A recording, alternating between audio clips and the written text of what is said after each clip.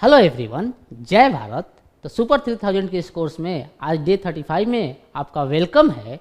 और हम लोग लास्ट लेक्चर में डिस्कस कर रहे थे, वेव की बात कर रहे थे, उसी को कंटिन्यू करेंगे। हम लोग आज वेव के ऊपर और भी बहुत सारे प्रॉब्लम डिस्कस करेंगे, जैसे कि हम लोग पाइप्स की बात करेंगे, ऑर्गन पाइप्स की बात करेंगे, हम लोग रेजोनेंस ट्यूब की बात करेंगे, उससे कॉरस्पॉन्डिंग डिफरेंट टाइप के प्रॉब्लम की बात करेंगे। तो फिर से मैं प्रॉब्लम स्टार्ट करने से पहले जो कॉन्सेप्ट हो सकता है स्टैंडिंग वेव के कॉरस्पॉन्डिंग, या जो भी अपने पास कॉन्सेप्ट हो सकते हैं सेकंड पार्ट में, उस कॉन्सेप्ट को मैं डिस्कस कर लूँ। तो सबसे पहले तो मैं बोल दूँ आपको कि ये सारे प्रॉब्लम जो हमने फॉर्मूले जो कल लिखे हुए थे, जो क्विक रिवीजन किया हुआ था, वो फार्मूले अपने माइंड में होने चाहिए। इसके कॉरस्पॉन्डिंग और भी फार्मूले मैं यहाँ पर मेंशन कर रहा हूँ। जैसे अगर मैं बात करूँ सबसे पहले तो कि ऑर्गन पाइप की बात करूँ, ऑर्गन पाइप दो टाइप की आपको मालूम है। एक तो ओपन ऑर्गन पाइप, ओपन, और क्लोज्ड ऑर्गन पाइप है। एक एंड से उसका क्लोज होगा और इसमें क्या होगा, दोनों ही एंड ओपन होंगे। इसके लिए जो फ्रीक्वेंसी की इक्वेशन होती है वो इक्वल होती है, सिंस ओपन है, ध्यान दे ओपन, इसका मतलब ऑक्सीजन याद रखेंगे आप O2, और ये क्लोज्ड है, इसका मतलब C4 याद रखेंगे आप। तो इसका फॉर्मूला होता है NV/2L, सही। और क्लोज्ड के लिए फ्रीक्वेंसी की इक्वेशन जो होती है वो NV/2L, n न होकर के यहाँ पर 2n+1 होती है। 2n+1 भी लिख सकते हैं, 2n-1 भी लिख सकते हैं, NV/4L। ये ऐसा हो जाता है। ये वाला ऑड नंबर होना चाहिए। यहाँ पर n की वैल्यू 0 1 2 3 4 5 कुछ भी हो सकती है। यहाँ पर n की वैल्यू 0 1 2 3 4 5 लिखेंगे, लेकिन यहाँ हमेशा ही ऑड नंबर होगा। इसका मतलब मैं लिख सकता हूँ कि m टाइम्स ऑफ V/4L होगी, जहाँ पर m एक ऑड नंबर होगा। क्लियर? ये कॉन्सेप्ट यूज की जा सकती है। इसके बाद नोड और एंटी नोड की बात। नोड का मतलब क्या हुआ? नोड का मतलब वो वाली पॉइंट हो जिसका एम्पलीट्यूड 0 है, जिसका कोई भी डिस्प्लेसमेंट नहीं है, वो फिक्स्ड पॉइंट होनी चाहिए। एम्पलीट्यूड इक्वल टू 0 इसको बोलते हैं हम लोग। एम्पलीट्यूड 0 होती है, एम्पलीट्यूड 0 होती है। एंटी नोड जिसकी एम्पलीट्यूड मैक्सिमम होती है, स्टैंडिंग वेव में जिसकी एम्पलीट्यूड मैक्सिमम होगी, उस पॉइंट को हम लोग एंटी नोड बोलते हैं। नोड का अपोजिट होता है ये। एम्पलीट्यूड जो होती है वो मैक्सिमम होती है। क्लियर है? हमेशा ही दो नोड के बीच में एक एंटी नोड आएगा। अगर मैं लूप का फॉर्मेशन, जैसे कोई स्ट्रिंग दे दी गई है अपने पास, ये कोई स्ट्रिंग दे दी गई है, ये वाली कोई सिंपल सी स्ट्रिंग है, जिसके दोनों एंड को फिक्स कर दूं मैं, इसके दोनों एंड को मैं फिक्स कर दूं, और इसमें अगर मैं फॉर्मेशन कराऊं नोड और एंटी नोड का फॉर्मेशन कराऊं, तो हमेशा ही यहाँ पर नोड का फॉर्मेशन होगा, क्योंकि ये एंड फिक्स हो गई और ये वाला एंड भी फिक्स हो गया, तो नोड का फॉर्मेशन करेगा। और इसके बीच में कितने नंबर भी नोड और एंटी नोड आ सकते हैं, जैसे कि ये ऐसा कुछ फॉर्मेशन कर सकता है।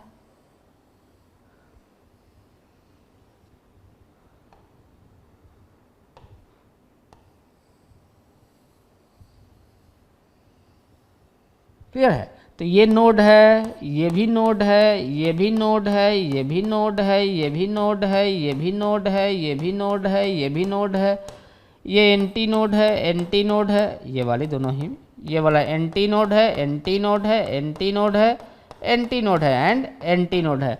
हर एक दो नोड के बीच में एक एंटी नोड आएगी, हर एक दो नोड के बीच में एक एंटी नोड, या हर एक दो एंटी नोड के बीच में एक नोड का फॉर्मेशन होने वाला है। तो ये सारे कॉन्सेप्ट आज के लेक्चर में हम लोग डिस्कस करने वाले हैं। जो अपने पास प्रोग्रेसिव वेव की जो इक्वेशन होती थी, वो कुछ इस टाइप की होती थी। प्रोग्रेसिव वेव की इक्वेशन y(xt) जो होती थी वो कुछ होती थी a sin of kx minus omega t या omega t minus kx type का होता था, अगर पॉजिटिव एक्स डायरेक्शन में ट्रेवल कर रहा है। ये इसको हम लोग प्रोग्रेसिव वेव की इक्वेशन बोलते थे। ये प्रोग्रेसिव वेव होती थी, ट्रेवलिंग वेव होती थी, प्रोग्रेसिव वेव होती थी, जहां पर वेलोसिटी ऑफ वेव जो होती थी, coefficient of t divide by coefficient of x होती थी, इसके इक्वल होती थी। यहाँ पर हम लोग स्टैंडिंग वेव की बात करते हैं, तो स्टैंडिंग वेव की इक्वेशन जो होती है y(xt) जो होता है स्टैंडिंग वेव की इक्वेशन, वो कुछ a साइन ऑफ, कुछ ऐसा r मैं लिख देता हूँ, r साइन ऑफ, ऐसा लिखता हूँ, a sine of kx, a sine of kx plus of phi1, ऐसा कुछ लिख दिया, into sine of omega t plus of phi2 type का हो सकता है। कुछ ऐसा अपने पास इक्वेशन हो सकती है।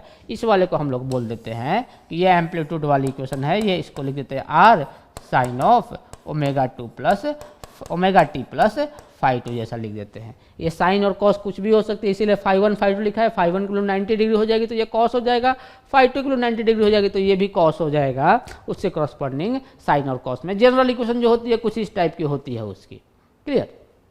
तो इसके करस्पॉन्डिंग एक और पॉइंट ये ध्यान देंगे, हम लोग पॉइंट पहले भी डिस्कशन कर चुके हैं। इस इंटेंसिटी की बात की जाए कि इंटेंसिटी जो है अगर सेम मीडियम की बात करेंगे, सेम सोर्स से बात करेंगे तो वेलोसिटी ऑफ वेव और ओमेगा सेम होगी तो एम्पलीट्यूड के स्क्वायर पर डिपेंड करेगी। और अगर मान लिया जाए कि डिफरेंट सोर्स की बात कर रहे हैं जिनकी फ्रीक्वेंसी डिफरेंट है तो उस केस में जो इंटेंसिटी ऑफ वेव होगी वो ओमेगा स्क्वायर ए स्क्वायर के प्रोपोर्शनल होगी। ओमेगा जो है वो एफ के प्रोपोर्शनल होती है, इसका मतलब इंटेंसिटी जो होगी वो फ्रीक्वेंसी स्क्वायर ए स्क्वायर के प्रोपोर्शनल होगी। और मैं बोल सकता हूँ कि इंटेंसिटी जो होगी फ्रीक्वेंसी जो होती है 1/t के इक्वल, तो amplitude square by time period के स्क्वायर के प्रोपोर्शनल होगी। ये वाला सोच सकते हैं या ऐसा सोच सकते हैं हम।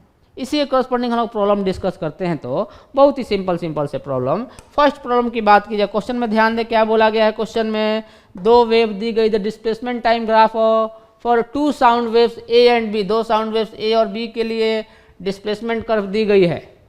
Then the ratio of their intensity, sound wave दी गई, इसका मतलब वेलोसिटी सेम होगी, फ्रीक्वेंसी डिफरेंट हो सकती है। तो अपने को रेशियो ऑफ इंटेंसिटी बतानी है। अपने को मालूम है कि इंटेंसिटी जो होगी वो किसके प्रोपोर्शनल, सिंस 1/2 इंटेंसिटी जो होती थी, ध्यान दो इंटेंसिटी जो होती थी क्या होती थी, intensity 1/2 rho into velocity of wave into omega square a square type की आई थी क्या इंटेंसिटी। क्लियर? तो रो तो सेम ही है, सेम ही मीडियम की बात कर रहे हैं, वेलोसिटी ऑफ वेव भी सेम ही है, तो अपने पास यहाँ से बोल सकते हैं कि इंटेंसिटी जो है वो प्रोपोर्शनल है ओमेगा स्क्वायर ए स्क्वायर, इसका मतलब फ्रीक्वेंसी स्क्वायर ए स्क्वायर के। ध्यान दिया जाए फर्स्ट वाले की बात किया, ध्यान दे अगर इसका टाइम पीरियड t है तो इसका टाइम पीरियड 2t हो जाएगा क्या, इसका टाइम पीरियड 2t हो जाएगा और इसका टाइम पीरियड t हो जाएगा। इसका मतलब अगर इसका फ्रीक्वेंसी f है तो इसका फ्रीक्वेंसी f डिवाइडेड बाई 2 हो जाएगी। क्लियर?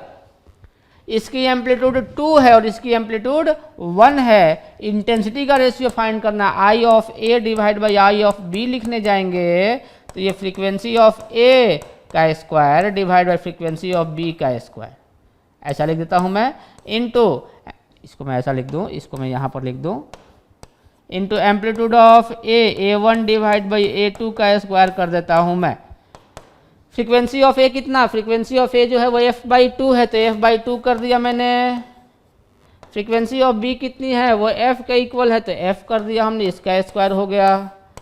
एम्पलीट्यूड ऑफ 1 कितना है, एम्पलीट्यूड ऑफ ए कितनी है 2 है तो 2 लिख दिया हमने इसकी मैक्सिमम वैल्यू, डिवाइड बाई इसकी एम्पलीट्यूड कितनी है 1 है तो 2/1 का स्क्वायर हो गया। ये f से f गायब हो जाएगा, 1/4 आ जाएगा ये, इंटू ये 4 हो जाएगा, फाइनल वैल्यू 1 आ जाएगी। यानी कि रेशियो क्या हो जाएगा इंटेंसिटी का 1:1 का रेशियो हो जाएगा। Concept clear?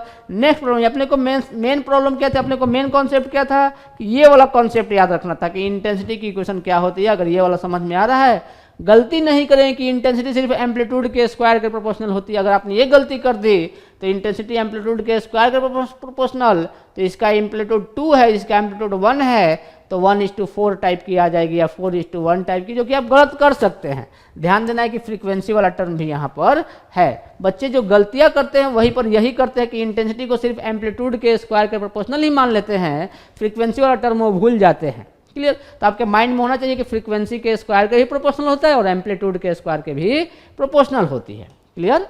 नेक्स्ट प्रॉब्लम देखा जाए, क्या बोला गया क्वेश्चन में कि अपने को एक वेव डिस्टर्बेंस दिया गया है, एक डिस्टर्बेंस दिया गया जो कि पॉजिटिव एक्स डायरेक्शन में ट्रैवल कर रहा है। ध्यान देंगे पॉजिटिव एक्स डायरेक्शन में ट्रैवल कर रहा है, क्वेश्चन में मेंशन किया गया है। और t = 0 उसकी ये वाली इक्वेशन है, t = 0 पर, और t = 2 सेकेंड पर यहाँ पर है वो, सही ना। तो shape of the disturbance does not change during the propagation, तो वेव की वेलोसिटी बतानी है, वेव की वेलोसिटी बतानी है। ठीक है? ध्यान देंगे इसमें टाइम का कोई टर्म नहीं है, डायरेक्टली नहीं बोल सकते हम लोग, लेकिन डायग्राम ड्रॉ करके या इक्वेशन, जनरल इक्वेशन लिख करके किसी भी वेव पल्स का हम लोग बता सकते हैं कि इसकी क्या होगी, वेव की वेलोसिटी। जनरल इक्वेशन की बात करें, सिंस अपने पास जो इक्वेशन दिया गया है, जो भी कोई भी जनरल इक्वेशन जो होती है वो x ± vt के टर्म में होती है। x का जो फंक्शन होना चाहिए अपने पास, ये वाला टर्म जो होना चाहिए यहाँ पर x plus minus we T होना चाहिए। सिंस पॉजिटिव एक्स डायरेक्शन में जा रहा है, इसका मतलब x माइनस वी टी होनी चाहिए, तो y ऑफ एक्स टी लिखेंगे तो ये किसके इक्वल हो जाएगी, 1 डिवाइड बाई 1 प्लस एक्स के ऊपर क्या लिख दूं मैं, x minus of v t का होल स्क्वायर। अगर कंपेयर किया जाए t इक्वल टू 2 सेकेंड पर, at t equal to 2 second, y of x t कितनी हो जाएगी, y ऑफ एक्स टी जो हो जाएगी 1 divided by 1 plus T kilo 2 रख दिया तो x माइनस 2v का स्क्वायर। कंपेयर किया जाए इससे, 2v की जगह पर कितना है तो 2v इक्वल टू 1 है तो v की वैल्यू 1/2, इसका मतलब 0.5 मीटर पर सेकेंड वेव की स्पीड आ जाएगी। ऐसे भी सोच सकते थे या डायग्राम भी ड्रॉ कर सकते थे कि यही स्ट्रिंग दिया गया है, मान लेते हैं कि स्ट्रिंग के ऊपर ही ये पल्स क्रिएट की गई है, t इक्वल टू 0 पर इसका डायग्राम ड्रॉ करें, t इक्वल 0 पर x की वैल्यू 0 पुट करते हैं, x इक्वल टू 0 तो कितनी आएगी वैल्यू, कितनी आएगी वैल्यू, 1 वैल्यू आएगी। और x की वैल्यू ज़्यादा पुट करते जाएंगे, अगर 0 से ज़्यादा पुट करेंगे तो इसकी वैल्यू कम होती जाएगी। कुछ ऐसा डायग्राम होगा इस पल्स का। ये कब है, t इक्वल टू 0 पर है, x इक्वल टू 0 के अबाउट वो सिमेट्रिकल होगा। आगे ड्रॉ किया जाए इसका, t इक्वल टू 2 सेकेंड पर, तो t इक्वल टू 2 सेकेंड पर किसके अबाउट सिमेट्रिकल होगा, वो x इक्वल टू 1 के अबाउट। x इक्वल टू 1 पर इसकी जो वैल्यू होगी वो मैक्सिमम होगी, और x से की वैल्यू अगर 1 के अलावा कुछ रखेंगे तो वैल्यू डिक्रीज करेगी। x इक्वल टू 1 पर ये x इक्वल टू 0 था, ये x इक्वल टू 1 वाली पॉइंट हो गई। x इक्वल टू 1 पर इसकी वैल्यू 1 है, x इक्वल टू 2 पुट करके देखो, 2 पुट करके 2 माइनस 1 हो जाएगा, तो 1 डिवाइड बाई 1 प्लस 1 का स्क्वायर 1 डिवाइड बाई 2 हो जाएगी, वैल्यू फिर से डिक्रीज कर जाएगी। देख सकते हो कि वेव इधर ट्रैवल कर रही है पॉजिटिव एक्स डायरेक्शन में, और 0 सेकेंड से 2 सेकेंड पर कितना डिस्टेंस ट्रेवल कर गई, 1 मीटर ट्रेवल कर गई। ये डिस्टेंस कितना, डिस्टेंस 1 मीटर। वेव की स्पीड कुछ v रही होगी तो v इंटू 2 सेकेंड, कितना डिस्टेंस 1 मीटर, तो v की वैल्यू 1/2 आ जाएगी, 0.5 मीटर पर सेकेंड उसकी स्पीड आ जाएगी। तो डायग्राम ड्रॉ करके भी इस प्रॉब्लम को हम लोग सॉल्व कर सकते थे। मैथमेटिक्स अपने को आती है, डायग्राम ड्रॉ किया हमने, अपने को मालूम हो गई कि इस टाइप का कर्व आएगा, और यहाँ से मालूम होगा कि t इक्वल 0 पर यहाँ पर था, t इक्वल टू 2 सेकेंड पर यहाँ पहुँचा है, तो कितना डिस्टेंस से ट्रेवल कर गया है, 1 मीटर ट्रेवल करके गया है, इसका मतलब उसकी स्पीड की वैल्यू 0.5 मीटर पर सेकेंड हो जाएगी। नेक्स्ट प्रॉब्लम देखा जाए, क्या बोला जा रहा है क्वेश्चन में, सिक्स्थ हार्मोनिक की बात की जाए। ध्यान देंगे क्वेश्चन में क्या बोला गया है, सिक्स्थ हार्मोनिक बोला गया है, इसका मतलब 6 लूप का फॉर्मेशन होगा। जो भी स्ट्रिंग के ऊपर 6 लूप का फॉर्मेशन, हार्मोनिक का मतलब कितना नंबर ऑफ लूप्स हो रहा है, सेकेंड हार्मोनिक मतलब 2 loop, third harmonic mean 3 loop, इसी टाइप की बात करेंगे। ओवरटोन की बात नहीं की जा रही है, हार्मोनिक्स की बात की जा रही है। कितना नंबर ऑफ, बेसिक वाले से कितना नंबर ऑफ लूप्स है ये, उसको बोलते हैं हम लोग हार्मोनिक। तो सिक्स्थ हार्मोनिक का मतलब क्या, 6 लूप का फॉर्मेशन हो रहा है स्ट्रिंग में, तो 1 लूप हो गया, 2 लूप हो गया, 3 लूप हो गया, 4 लूप हो गया, 5 लूप हो गया, ये 6 लूप हो गया। 1 2 3 4 5 6 ये फिक्स कर दिया मैंने, और ये फिक्स कर दिया हमने, ऐसा। तो बोला गया है on a string fixed at both इन the number of nodes and anti nodes are, कितने नोड्स और एंटी नोड्स का फॉर्मेशन होगा। ये नोड हो गया, नोड हो गया, नोड हो गया, नोड 3 4 5 6 7, 1 2 3 4 5 6 7, 7 नोड का फॉर्मेशन होगा। तो एंटी नोड्स कितना, 1 एंटी नोड, 2 3 4 5 6, और 6 एंटी नोड का डी ऑप्शन हो जाएगा, नोड्स और एंटी नोड्स मालूम हो जाएंगे। अगर स्ट्रिंग को एक ही एंड को फिक्स किया गया होता, अगर स्ट्रिंग के एक ही एंड को फिक्स किया गया होता, तब 6 लूप के फॉर्मेशन की बात कर सकते थे हम लोग। तो ऐसा कुछ करते हम लोग, ये डायग्राम ड्रॉ करते हैं ऐसा,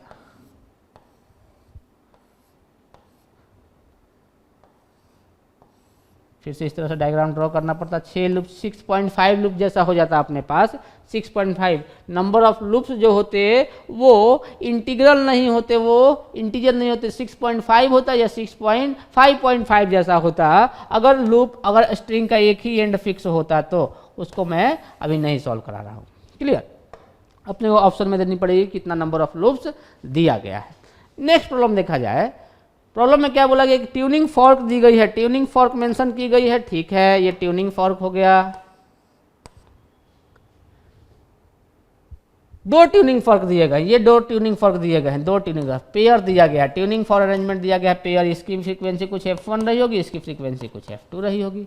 प्रोड्यूसेज 4 बीट्स पर second with one fork of frequency 288 CPS यानी कि साइकिल पर सेकेंड दिया गया। मान लेते कि इसी की वैल्यू 288 है, दोनों में बीट जो फ्रीक्वेंसी, बीट फ्रीक्वेंसी जो होती है वो फ्रीक्वेंसी के डिफरेंस के इक्वल होती है। तो कितनी फ्रीक्वेंसी, कितना बीट फ्रीक्वेंसी है, बीट फ्रीक्वेंसी जो दिया गया है बीट फ्रीक्वेंसी वो 4 के इक्वल दिया गया है। इसका मतलब या तो इसकी फ्रीक्वेंसी की बात करें, इन दोनों के बीच का डिफरेंस 4 होना चाहिए। इसका मतलब f2 जो है वो या तो 4 ज़्यादा होगा या तो 4 कम होगा, या तो 292 होगा या तो 284 होगा।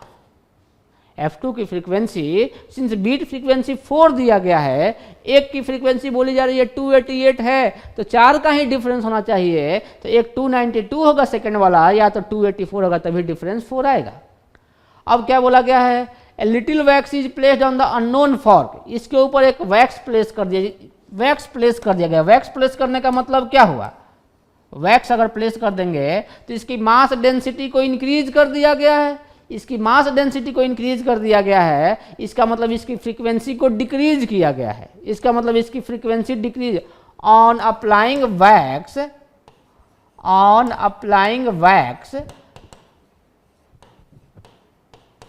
F2 डिक्रीजेज, F2 की वैल्यू डिक्रीज करेगी, ये समझ में आ गया। तो F2 की वैल्यू डिक्रीज करके 292 से कम होगी या 284 से भी कम होगी। बाद में क्या हो, जब वैक्स अप्लाई कर दिया तो बीट पर कितना प्रोड्यूस कर रहा है, वो 2 ही बीट प्रोड्यूस कर रहा है। इसका मतलब अब F2 डैश जो हो जाएगा वो कितना हो जाएगा, सिंस 2 ही बीट प्रोड्यूस कर रहा है, इसका मतलब या तो 290 होगा या तो 286 होगा। ध्यान दे, अगर 284 रहा होता तो यहाँ से इंक्रीज कर रहा है क्या, यहाँ से इंक्रीज कर रहा है क्या, तो इंक्रीज कर रहा है तो यहाँ पर, यहाँ से तो इंक्रीज कर गया ना। तो वैक्स प्लेस करने पर उसकी वैल्यू डिक्रीज करनी चाहिए ना, तो 284 से डिक्रीज करके और नीचे जाना चाहिए, तो यहाँ पर तो इंक्रीज कर गया, तो ऐसा तो हो ही नहीं सकता है। यहाँ से ये भी नहीं जा सकता है। हाँ 292 से है तो ये तो यहाँ भी पहुँच सकता है, ये यहाँ भी पहुँच सकता है। डिक्रीज करना, इसका मतलब इनिशियल जो फ्रीक्वेंसी रही होगी वो 292 ही रही होगी, बी वाला ऑप्शन आएगा। नहीं आया समझ में, सिंस अपने को ध्यान दे 284 फ्रीक्वेंसी डिक्रीज करनी चाहिए, तो जो फाइनल फ्रीक्वेंसी आ रही है या तो 290 या तो 286, तो 290 भी इंक्रीज कर रहा है, 286 भी इंक्रीज कर रहा है। इसका मतलब 284 हो ही नहीं सकता है, क्योंकि फ्रीक्वेंसी तो इंक्रीज नहीं करनी चाहिए। वैक्स पुट करने से फ्रीक्वेंसी डिक्रीज कर जानी चाहिए। अगर 292 होता तो वैक्स पुट करने से या तो 290 हो जाएगा या तो 286 हो जाएगा, तो इनिशियल फ्रीक्वेंसी 292 ही रही होगी, क्योंकि यहाँ दोनों में ही डिक्रीज करा। हाँ फाइनल फ्रीक्वेंसी पूछी जाएगी तो उस केस में 290 भी हो सकता है, 286 भी हो सकता है। वो तो डिपेंड करे कि वैक्स कितनी प्लेस की गई है। वैक्स थोड़ा सा कम प्लेस किया गया था 290 हो जाएगा, वैक्स ज़्यादा प्लेस किया गया था 286 भी हो जाएगा। कॉन्सेप्ट क्लियर है क्या? नेक्स्ट प्रॉब्लम देखा जाए, अपने को डायरेक्टली सॉल्व हो जाएगा, कुछ सॉल्व करने की जरूरत ही नहीं थी उसमें।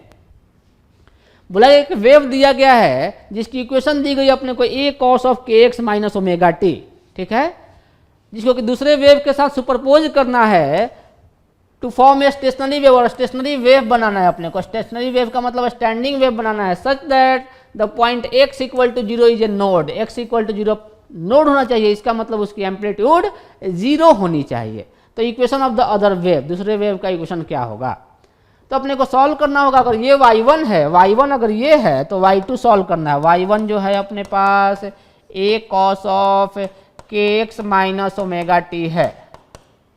y2 अपने को सोचना पड़ेगा। ध्यान दे, अपने को फाइनल इक्वेशन सिर्फ kx और ओमेगा टी का अलग अलग टर्म चाहिए। अगर मैं यहाँ से ब्रेक करूँ तो sine of kx into cos omega t आएगी, plus of cos kx into sine omega t आएगी। तो ये तो उसके साथ मिल करके इसको अगर मैं ब्रेक भी करूँ तो क्या आएगा, a cos kx into cos omega t into sine के plus of sine kx into sine omega t, ऐसा टर्म आएगा क्या।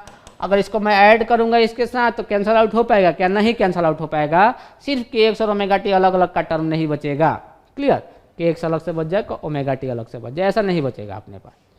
बी वाले ऑप्शन में देखा जाए, अगर y2 में काउंट कर लूँ minus of A cos of k x plus omega T, क्यों काउंट कर रहा हूँ, उसका रिफ्लेक्शन वाला काउंट जैसा कर ले रहा हूँ मैं, वो रिटर्न आ रहा है उधर से रिबाउंड करके आ रहा है। तो एक पॉजिटिव एक्स एक्सिस में चल रहा था ये, तो दूसरा निगेटिव एक्स एक्सिस में आएगा, तो कंबाइन करके स्टेशनरी वेव का फॉर्मेशन कर सकता है, यही कॉन्सेप्ट है। तो माइनस ऑफ ए, इसको ब्रेक करेंगे तो cos of k x into cos omega t minus of sine k x into sine of omega t, दोनों को ऐड कर देते हैं तो रिजल्टेंट वेव की डिस्प्लेसमेंट इक्वेशन मालूम हो जाएगी। y रिजल्टेंट जो हो जाएगा वो y1 प्लस y2, ऐड करता हूं मैं, देखिए ये वाला कैंसल आउट हो जाएगा क्या, ये वाला दोनों ऐड हो जाएगा, तो 2a sine of k x into sine omega T, ये क्या रिप्रेजेंट कर रहा है, ये वाला एम्पलीट्यूड को रिप्रेजेंट कर रहा है r into sine omega t, जहां पर r क्या है, r 2a sine of k x है, 2a sine of k x है। At x equal to 0 r की वैल्यू क्या 0 आएगी, at x equal to 0 r की वैल्यू 0 आएगी, इसका मतलब x इक्वल टू 0 नोड का पॉइंट हो जाएगा, इसका मतलब ऑप्शन क्या आ जाएगी अपने पास, बी ऑप्शन नहीं आ जाएगी। अपने को इस तरह से चेक करना पड़ेगा हर एक ऑप्शन वाइज। इसको भी चेक कर सकते हैं, कॉस के एक्स माइनस ओमेगा टी है, कॉस के x minus omega T add करेंगे, अगर आप कॉस के एक्स माइनस ओमेगा टी को ऐड करेंगे तो क्या हो जाएगा, देखें यहां पर प्लस रहेगा, जीरो हो जाएगा, क्या जीरो हो जाएगा, दोनों को ऐड करेंगे तो जीरो हो जाएगा, कैंसल आउट हो जाएगा, y की वैल्यू जीरो हो जाएगी, कोई स्ट्रिंग जो वेव हो जाएगी वो स्ट्रिंग जो हो जाएगा वो स्टेशनर स्ट्रेट स्ट्रिंग का फॉर्मेशन कर देगा, डी वाला ऑप्शन भी नहीं हो सकता है। क्लियर, इस तरह से हम लोग सॉल्व कर सकते हैं, अपने को ऑप्शन से चेक करना पड़ेगा। नेक्स्ट क्वेश्चन देखा जाए, क्वेश्चन में क्या बोला गया है, a man is watching two trains, one leaving and other coming, ठीक है, ये एक मैन हो गया अपने पास, ठीक है, एक ट्रेन इसके दूर जा रही है और एक ट्रेन इसकी तरफ आ रही है, in with other coming in with equal speed, यहां पर विथ लिखना चाहिए अपने को, with equal speed, with equal speed, इसकी स्पीड 4 है तो इसकी स्पीड भी 4 है।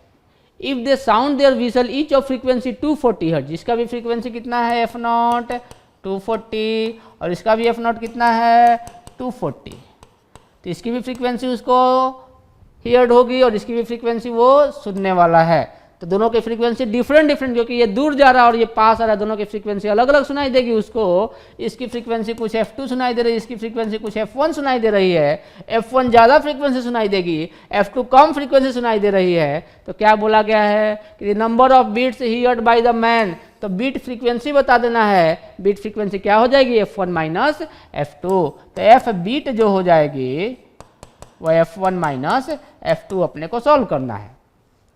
तो f1 की वैल्यू सॉल्व कर लेते हैं, f2 की वैल्यू डॉपलर इफेक्ट अप्लाई कर देता हूँ, f1 क्या हो जाएगा 240 इंटू वेलोसिटी, ऑब्जर्वर तो रेस्ट में है तो वेलोसिटी ऑफ साउंड कितनी लेनी है 320 डिवाइड बाई वो पास में आ रहा है तो 320 माइनस ऑफ 4 कितनी हो जाएगी 240 इंटू 320 डिवाइड बाई 316, कुछ कैंसल आउट करेंगे क्या, कैंसल आउट कर लेता हूं मैं, कितनी आ जाएगी देखो, चलो इतना ही रन देता हूं, f2 कितनी आ जाएगी, f2 कितनी आ जाएगी बताओ मेरे को, आ जाएगी 240 इंटू 320 डिवाइड उसमें प्लस में रहेगा यहाँ पर तो 324 रहेगा। अपने को f बीट फाइंड करनी है तो f1 माइनस f2 दोनों का ऊपर में टर्म तो सेम है, तो 320 इंटू 240 बचेगा क्या f1 1/316 माइनस 1/324 ऐसा बचेगा क्या। सिंप्लीफाई कर लेते हैं इसको, simplify 320 into 240 divide by 316 into 324 बचेगा क्या, ऊपर में 8 बचेगा। कुछ सॉल्व किया जाए, कुछ सॉल्व किया जाए तो 4 से कैंसल आउट करते हैं, 4 से इसको कैंसल आउट करते हैं 7 9, 4 से कैंसल आउट करते हैं 60, 4 से कैंसल आउट करते हैं इसको, 4 से कितना हो जाएगा, 4 से कैंसल आउट करेंगे तो ये 4 8 1, 4 से कैंसल आउट कर दिया इसको 2, सही ना, 3 से कैंसल आउट करते हैं, 3 से कैंसल आउट करेंगे, 3 से 27 और ये 3 से कैंसल आउट करेंगे 20। सही है, सब कुछ सही किया है। आगे कुछ कैंसल आउट कर सकते हैं क्या? बचा कितना अपने पास देखो तो, ये सही किया है ना? हाँ सही किया है। तो एफ बीट की वैल्यू फाइंड करनी है, बीट फ्रीक्वेंसी बता दो मेरे को। अब सॉल्व करने आ जाएगा 320 into 40 divided by 79 into 27। Solve कर लेंगे इसको, ये वैल्यू आ जाएगी अपने पास बीट फ्रीक्वेंसी की वैल्यू। सिर्फ कैलकुलेशन करना है, यहाँ से भी कैलकुलेट कर सकते थे आप डायरेक्टली ही, ताकि कैलकुलेशन ईजी रहे। यहाँ से कुछ सॉल्व कर पाएंगे क्या आप? सॉल्व कर पाएंगे। ये 40 से 2 अप्रॉक्स कैंसिल कराता हूँ मैं, तो ये 54 जैसा हो जाएगा। 55 जैसा मान लेता हूँ, 55 जैसा आ जाएगा। तो 320 डिवाइड बाई 54 लिख दिया मैंने, इसको 54 लिख दिया। कैंसिल आउट कराते हैं तो कितना हो जाएगा? अप्रॉक्सीमेटली 6 से कैंसिल आउट हो जाएगा, अप्रॉक्सीमेटली 6 कैंसिल आउट हो जाएगा। ऑप्शन जो आ जाएगी अपने पास 6 आ जाएगी। क्लियर है? तो इस तरह से हमें सिर्फ कैलकुलेशन करना था, अपने को वैल्यू पुट करनी थी, अपने को डॉपलर इफेक्ट का यूज करके फ्रीक्वेंसी में डिफरेंस फाइंड करनी थी, और जो फ्रीक्वेंसी का डिफरेंस आया वही बीट फ्रीक्वेंसी आ जाएगी। क्लियर है? सिंपल सा क्वेश्चन था ये। नेक्स्ट क्वेश्चन बोला गया है, बहुत ही अच्छा क्वेश्चन है ये। बोला गया एक ओपन पाइप दी गई है, ध्यान देंगे। ओपन का मतलब O2, इसका मतलब इसकी फ्रीक्वेंसी NV/2L टाइप का लिखेंगे। पहले तो F1 जो लिखा गया क्वेश्चन में क्या बोला गया है? An open pipe is in resonance in its second harmonic. Second harmonic का मतलब 2 लूप का फॉर्मेशन हुआ है उसका, यानी कि F1 जो है, ट्यूनिंग फॉर्क की फ्रीक्वेंसी कितनी है? F1। तो F1 कितना हो गया? N = 2V/2L, ये F1 हो गया। आगे क्या बोला गया है? Now it is close eight one and. ये ओपन एंड था, ओपन पाइप था, ये ओपन पाइप था, दोनों ही एंड इसका ओपन था, दोनों ही एंड ओपन था। अब इसके एक एंड को क्लोज कर दिया मैंने, एक एंड को क्लोज कर दिया गया, इसके एक एंड को यहां से क्लोज कर दिया गया।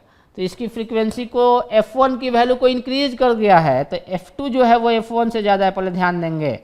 तो F2 की वैल्यू कितनी आएगी? कुछ 2n+1 जैसा आना चाहिए, 2n+1 जैसा आना चाहिए। उसको मैं m लिखता हूँ। क्यों मैं m लिख रहा हूँ? क्योंकि कुछ ऑप्शन में m बोली जा रही, n बोली जा रही। 2m+1 NV/4L, क्योंकि क्लोज एंड है, लेंथ तो वही रही, साउंड की स्पीड वही रहेगी। Tuning fork is increase, F2 की बोला गया question. If the frequency of tuning fork is increase slowly from F1 से इंक्रीज किया जा रहा है, then again a resonance is obtained with a frequency F2, यानी कि F2 की वैल्यू F1 से ज़्यादा है, क्योंकि F1 को ही इंक्रीज करके F2 तक लेकर के आए हैं। If in this case the pipe vibrates with nth harmonic, यानी कि उसकी हार्मोनिक जो होगा nth, यानी कि इसकी वैल्यू 2m+m की वैल्यू n लिखा जा रहा है, V/4L हो गया। सही है? ये n है क्या? ये एक ऑड नंबर है, n जो होना चाहिए ऑड नंबर होना चाहिए। ऑप्शन में देख सकते हैं कि n की वैल्यू ऑड नंबर ही दी गई है। क्लियर है क्या अपने पास? आगे अपने को मालूम है कि F2 जो है वो ज़्यादा है F1 से। F2 कितना आया हुआ है? NV/4L, और F1 की वैल्यू जो है अपने पास वो V/L है। V और L तो सेम ही है, तो n की वैल्यू ग्रेटर देन 4 होनी चाहिए। ऑप्शन क्या है? n की वैल्यू ग्रेटर देन 4। C हो सकता है या तो D हो सकता है। अगर C ऑप्शन पुट करेंगे तो F2 की वैल्यू कितनी आएगी? 5V/4L, तो 5/4 इंटू V/L की वैल्यू को F1 लिख देंगे, तो F2 = 5/4 F1 हो जाएगा। अगर n की वैल्यू 5 पुट करेंगे तो 3/4 तो हो ही नहीं सकता है। ऑप्शन जो होगा अपने पास C ऑप्शन हो जाएगा। क्लियर है? तो इस टाइप से हम लोग सारे प्रॉब्लम को सॉल्व कर सकते हैं, और भी डिफरेंट टाइप के प्रॉब्लम की बात करते हैं हम लोग। ओके, इस प्रॉब्लम की बात करते हैं नेक्स्ट वाले की। क्वेश्चन में बोला कि एक ऑर्गन पाइप दिया गया, क्लोज एट वन एंड। फिर से दे दिया गया अपने को ऑर्गन पाइप जिसका एक एंड क्या किया गया है? क्लोज किया गया है। तो क्लोज है, इसका मतलब C4 की बात हो रही है। फ्रीक्वेंसी का जो इक्वेशन आएगा वो क्या आएगा? V/4L जैसा आएगा। ये उसकी फंडामेंटल फ्रीक्वेंसी हो जाएगी। यहाँ पर 2n+1 लिख दिया, ऑड नंबर से मल्टीप्लाई करना पड़ेगा अपने को। है जो फंडामेंटल फ्रीक्वेंसी ऑफ 15 हर्ट्ज, इसका मतलब V/4L की वैल्यू, यानी कि F' जो लिखेंगे हम लोग, वो 2n+1 इंटू V/4L इसकी फंडामेंटल है। कहाँ? क्योंकि यहाँ पर n की वैल्यू को 0 पुट करेंगे तो ये फंडामेंटल फ्रीक्वेंसी आएगी। ये वाली 1500 हर्ट्ज दी गई है, 1500 लिख दिया। सही है? The maximum number of overtones generated by this pipe which a normal person can hear, maximum n जो है यहाँ पर ओवरटोन आ जाएगा, कितनी मैक्सिमम फ्रीक्वेंसी तक, कितना मैक्सिमम नंबर ऑफ ओवरटोन ये जनरेट करेगा जिसको कि हियर किया जा सकता है। तो देखा जाए मैक्सिमम फ्रीक्वेंसी जो मैन की हियरिंग कैपेसिटी होती है वो 20,000 हर्ट्ज तक होती है। एफ मैक्सिमम जो होती है हियरिंग के लिए वो 20,000 तक होती है, सही है। और एफ मैक्सिमम की वैल्यू अगर हम लोग लिख दे कि 2n+1 की वैल्यू इंटू 1500 ये होनी चाहिए जो less than equal to 20,000 hertz होनी चाहिए, क्योंकि इसका मल्टीप्लिकेशन जो होना चाहिए वो 20,000 से ज़्यादा होगा तो फिर हियर नहीं किया जा सकता है। तो यहाँ से कैंसल आउट किया जाए तो 2n+1 कितनी आ गई, ये लेस देन इक्वल टू 200/15, इसका मतलब 5 से कैंसल आउट करेंगे 3, 5 से कैंसल आउट करेंगे 40, तो 2n की वैल्यू आ जाएगी लेस देन इक्वल टू 40/3, इसका मतलब 13.3 - 1। यहाँ से सॉल्व करेंगे तो 2n की वैल्यू आ गई less than equal to 12.3, n की value less than equal to 6.15। Integer की बात करेंगे तो n की वैल्यू 6 आ जाएगी, यानी कि n की मैक्सिमम वैल्यू जो होगी वो 6 तक हो सकती है, 6 ओवरटोन तक वो हियर कर सकता है, 6 ओवरटोन आ जाएगी। क्लियर। अगर हार्मोनिक पूछी गई तो कितना हार्मोनिक, तो 6 पुट कर देंगे तो 2 × 6 12 + 1 13th हार्मोनिक तक वो हियर कर सकता है। फंडामेंटल फ्रीक्वेंसी से कितना टाइम्स हो गया है फ्रीक्वेंसी, उसको नंबर ऑफ हार्मोनिक्स बोलते हैं, और फंडामेंटल से कितना नंबर ऑफ लूप से ज़्यादा हो रहा है उसको हम लोग ओवरटोन बोलते हैं। जैसे अगर फंडामेंटल में एक लूप है तो इसमें कितनी लूप्स हो जानी चाहिए, 7 लूप हो जानी चाहिए, तो हम लोग बोलेंगे कि ये 6 ओवरटोन है। फंडामेंटल से कितने लूप ज़्यादा है, कितने लूप ज़्यादा, जितने ज़्यादा लूप होते जाएंगे उतना ओवरटोन, नंबर ऑफ लूप्स ज़्यादा होना चाहिए, टाइम्स नहीं, मैं नंबर ऑफ लूप्स ज़्यादा बोल रहा हूँ। जैसे कि अगर एक लूप है फंडामेंटल में और अगर इसमें किसी दूसरे में अगर इस टाइप का लूप आ गया, 3 लूप आ गया, तो कितना लूप ज़्यादा हुआ, 2 लूप ज़्यादा हुआ, तो इसको सेकेंड ओवरटोन बोला जाएगा, सेकेंड ओवरटोन। टोन का मतलब ये वाला पार्ट, लोब वाला पार्ट ज़्यादा है, कितना ज़्यादा है, 2 ज़्यादा है, ओवर हो गया है 2। क्लियर, इस टाइप से सोच सकते हैं आप। नेक्स्ट प्रॉब्लम की बात करें हम लोग, प्रॉब्लम में बोला गया कि 2 पल्स दिए गए हैं in a stretched string whose centres are initially 8 centimetre apart. ठीक है, 2 को पार्टिकल मान लिया हमने दोनों को पार्टिकल मान लिया, हमने दोनों को पार्टिकल कंसिडर कर लिया कि ये एक पार्टिकल है और ये एक पार्टिकल, दोनों के सेंटर कितने डिस्टेंस पर है, 8 सेंटीमीटर पर। Moving towards each other as shown in the figure, the speed of each pulse is 2 centimetre per second. इसकी भी स्पीड v है तो इसकी स्पीड भी v है, 2 सेंटीमीटर पर सेकेंड इसकी भी स्पीड है और 2 सेंटीमीटर पर सेकेंड इसकी भी स्पीड है। आफ्टर 2 सेकेंड, 2 सेकेंड के बाद ये भी 4 सेंटीमीटर डिस्टेंस ट्रेवल करेगा और ये भी 4 सेंटीमीटर डिस्टेंस ट्रेवल करेगा। इसका मतलब दोनों का सेंटर एक पॉइंट पर आ जाएंगे। इसका मतलब ये मूव करते हुए कुछ ऐसा फॉर्म कर देंगे, दोनों का सेंटर एक ही पॉइंट पर आ जाएगा, दोनों का सेंटर एक ही पॉइंट पर आ जाएगा, ऐसा कुछ हो जाएगा।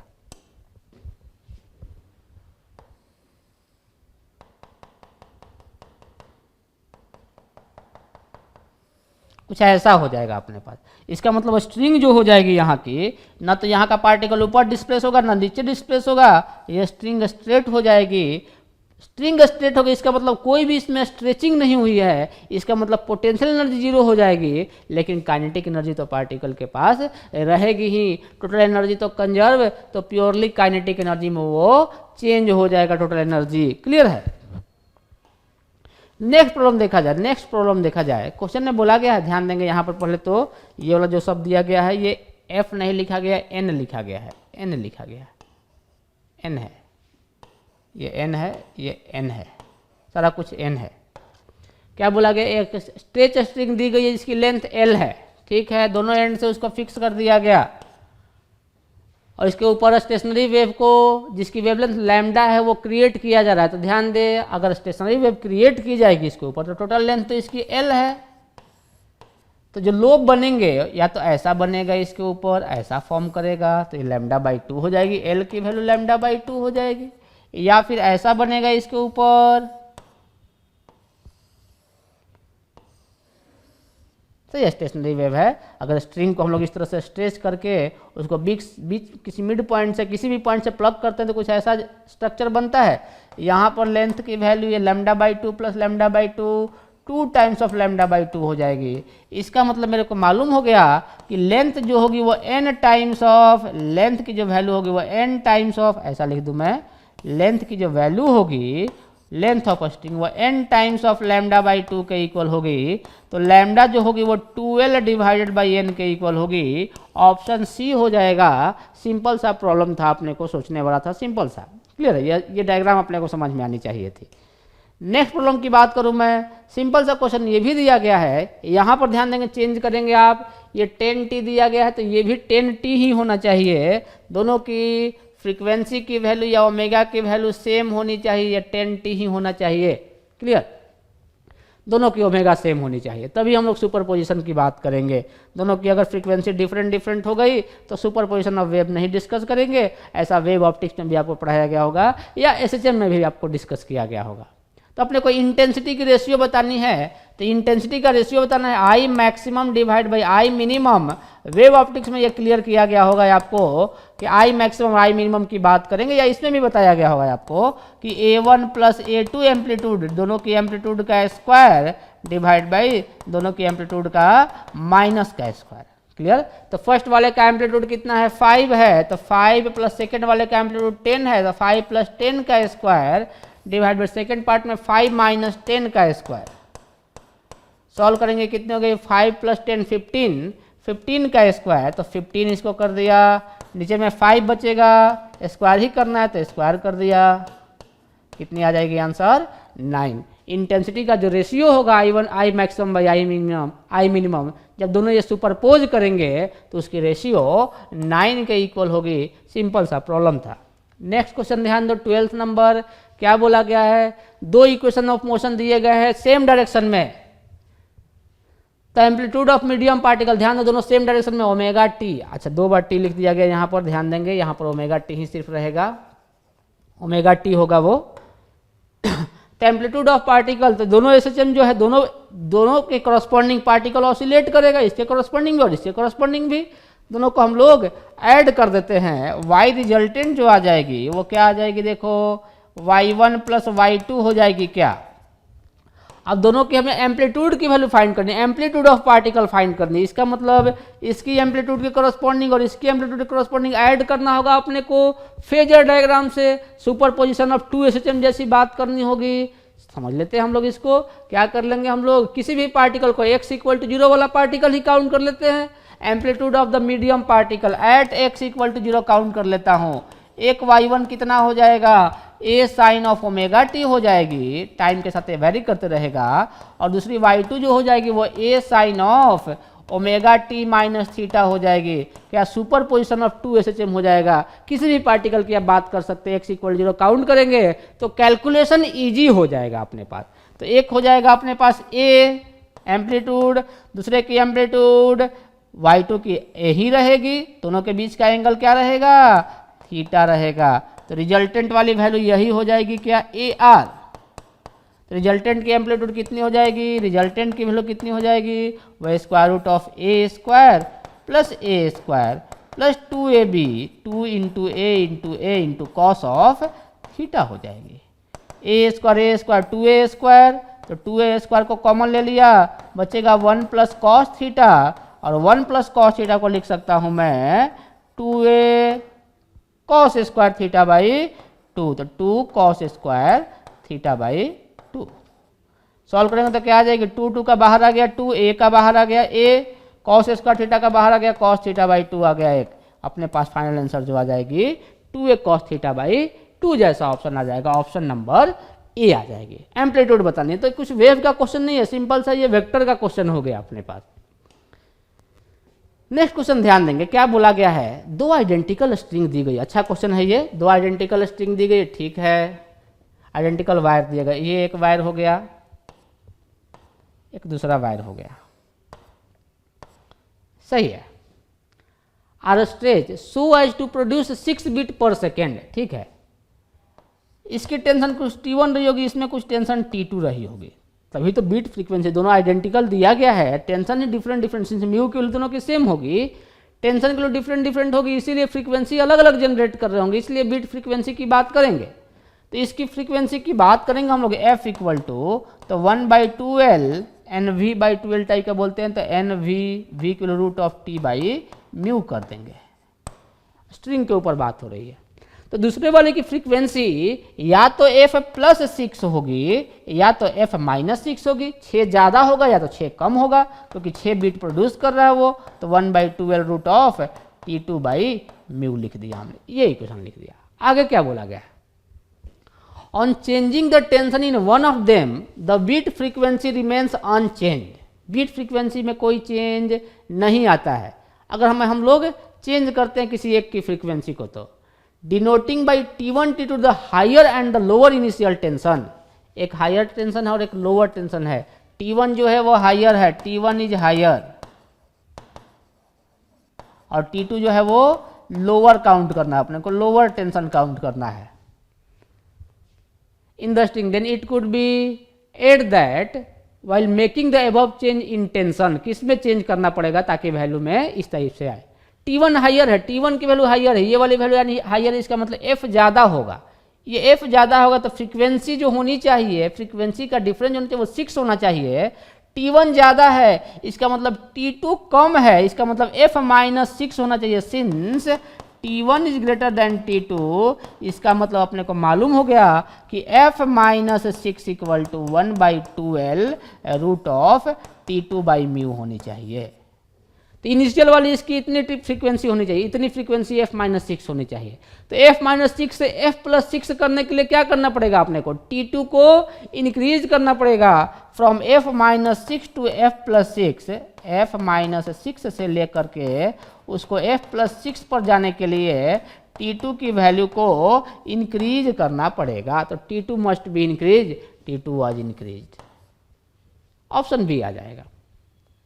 कुछ और भी इसमें बोला गया है कि ध्यान दो, अगर अपने पास T2 की वैल्यू को डिक्रीज करेंगे, अगर T2 डिक्रीज करेंगे तो और डिफरेंस ज़्यादा हो जाएगा। क्या f माइनस 6 से पहले 6 डिफरेंस था, तो डिक्रीज करेंगे तो ये फ्रीक्वेंसी और कम हो जाएगी, तो डिफरेंस 6 से और ज़्यादा हो जाएगा। अपने को वैल्यू T2 की इंक्रीज करनी पड़ेगी और f माइनस 6 से f प्लस 6 ले जाएंगे तो डिफरेंस में कोई भी चेंज नहीं आएगा। ऑप्शन अपने पास बी ऑप्शन हो जाएगा। नेक्स्ट क्वेश्चन ध्यान दे, क्वेश्चन में क्या बोला गया, ए मासलेस रॉड दिया गया, रॉड की मास 0 है, क्लियर है अपने को, इसकी मास जो बोली गई है क्वेश्चन में अपने को मास की वैल्यू इसकी 0 है, m इसका 0 है। दो आइडेंटिकल स्ट्रिंग ए बी और सी डी से कनेक्ट किया, आइडेंटिकल इसका मतलब म्यू की वैल्यू दोनों की सेम है, दोनों की लेंथ भी सेम है। A block of mass M is suspended from point O point से इस ब्लॉक को सस्पेंड किया गया है, such that B O is equal to X, ये वाली लेंथ x के इक्वल है। Further it is observe that the frequency of first harmonic, इसमें f1 की वैल्यू क्लोज एंड है और इसमें fundamental frequency in A B is equal to second harmonic, ये इसकी f2 की वैल्यू, इसका f1 इसके f2 के इक्वल है, तो f1 इक्वल टू f2 के इक्वल है ए बी में ये, और ये सी डी में f2 के इक्वल है सी डी। f1 क्या लिखेंगे, v/2L, v1 लिख देता हूं मैं, लेंथ दोनों की इक्वल है। दूसरे में क्या लिखेंगे, 2 times of v2 divide by 2L, length same है, तो v1 equal to 2v2, v1 को क्या लिख सकता हूं, सिंस वेलोसिटी जो होती है, वेलोसिटी ऑफ वेव जो होती है वो root of t by mu होती है, म्यू सेम है, आइडेंटिकल स्ट्रिंग दिए गए हैं, इसका मतलब वेलोसिटी जो है प्रोपोर्शनल है रूट ऑफ टेंशन के, तो v1 बाई v2 क्या लिख सकता हूं मैं, v1 बाई v2, देखो ऐसा लिख देता हूं, ऐसा लिख देता हूं, v1 को लिख दिया root of t1 by mu, तो कैंसल आउट हो जाएगा, equal to 2 root of t2 हो जाएगी क्या, तो t1 बाई t2 क्या हो गया, 4 के इक्वल हो गया, इक्वेशन नंबर 1 आ गई। ये समझ में आया अपने को, ये वाला कॉन्सेप्ट समझ में आया। v1 बाई v2 की बात करेंगे तो v1 को root of t by mu लिखते हैं, तो root of t by mu लिखेंगे, चलो म्यू मैं लिख भी देता हूँ यहाँ पर, म्यू मैं लिख देता हूँ, root of t by mu, t2 by mu, दोनों की म्यू सेम है क्योंकि आइडेंटिकल दिया गया है, तो t1 बाई t2 4 के इक्वल आ जाएगी। नेक्स्ट ध्यान देंगे, इसमें आगे अपने को टेंशन की वैल्यू कैलकुलेट करनी, इसमें टेंशन मैंने t1 माना हुआ है और इसमें टेंशन t2 माना हुआ है, तो सिंस ये इक्विलिब्रियम में है, इसका मतलब नेट टॉर्क जीरो होनी चाहिए। अब किसी भी पॉइंट के अबाउट, तो पॉइंट ओ के अबाउट ही टॉर्क सॉल्व कर लिया जाए, torque about O equal to zero, तो इसका टॉर्क लिखेंगे तो R cross F X into T one, X into T one, ये इक्वल होना चाहिए इसके L minus X into T two के, L minus X into T two के। तो T one by T two मालूम है, वैल्यू पुट करेंगे आंसर आ जाएगी, क्या आएगी देखो यहाँ से T one by T two equals to L minus X divide by X, और T one by T two कितना है 4 है, तो 4 equal to L minus X divide by X, multiply कर दिया 4x equal to L minus X, तो solve करेंगे तो x की वैल्यू l डिवाइड बाई 5 आ जाएगी। ऑप्शन आ जाएगा अपने पास A option, x equal to L by 5, x की ही वैल्यू फाइंड करें। Then length of B O की लेंथ बतानी थी, x वाली l बाई 5 आ जाएगी। क्लियर है? नेक्स्ट प्रॉब्लम ध्यान दे, नेक्स्ट प्रॉब्लम ध्यान दे, क्या बोला गया, एक ट्रांसवर्स साइनसोइडल वेव दी गई है जो कि स्ट्रिंग में किधर मूव कर रही है, पॉजिटिव एक्स डायरेक्शन में मूव कर रही है वेव, ध्यान दे। और अपने को बोला गया है क्या क्या कि speed of wave 10 centimetre, velocity of wave दे दी गई अपने को, velocity of wave 10 centimetre per second, wavelength दे दी गई अपने को लैम्डा के लिए 0.5 मीटर, सही है। तो क्या फ्रीक्वेंसी मालूम हो जाएगी, फ्रीक्वेंसी कितना लिखेंगे, फ्रीक्वेंसी कितना लिखेंगे, f lambda equal to velocity of wave होती है, तो फ्रीक्वेंसी कितनी आ जाएगी बताओ मेरे को, frequency equal to velocity of wave 10 centimetre है, 10 into 10 to the power -2 divide by 0.5, इसका मतलब 20/100 हो गई, इसका मतलब 1/5 हर्ट्ज फ्रीक्वेंसी आ गई। तो ओमेगा की वैल्यू की रिक्वायरमेंट अगर आएगी तो ओमेगा इक्वल टू 2πf, तो 2πf की वैल्यू 1/5 हो गई, रेडियन पर सेकेंड हो गई, ये ओमेगा की वैल्यू। एम्पलीट्यूड इसकी दी गई, एम्पलीट्यूड कितना दिया गया है 10 दिया गया है, एम्पलीट्यूड दिया गया है 10 अपने को, 10 सेंटीमीटर दिया गया है। At a particular time t the snapshot of wave is shown in the figure, इसकी स्नैपशॉट दी गई है टी इक्वल 0 पर, इसका मतलब पूरे स्ट्रिंग की अपने को पिक्चर मिल गई। The velocity of point P की बात करनी है, पॉइंट पी की वेलोसिटी की बात करनी है। सबसे पहले तो हम लोग ये समझ लेते हैं कि पॉइंट पी किधर जा रहा होगा। सिंस अगर आपको याद है तो लास्ट लेक्चर में हमने डिस्कस किया था कि वेलोसिटी ऑफ पार्टिकल जो होती है minus of slope into velocity of wave होती है। सिंस वेव जो ट्रेवल कर रही है एक्स डायरेक्शन में, तो पार्टिकल जो ऑसिलेट करेगा ट्रांसवर्स वेव है, ऊपर में जाएगा या तो नीचे आएगा, सही है। तो दो कंडीशन है अपने पास। इस पॉइंट पर स्लोप क्या है, इस पॉइंट पर स्लोप क्या निगेटिव है, तो स्लोप निगेटिव हो गया, माइनस ऑफ ये निगेटिव हो गया।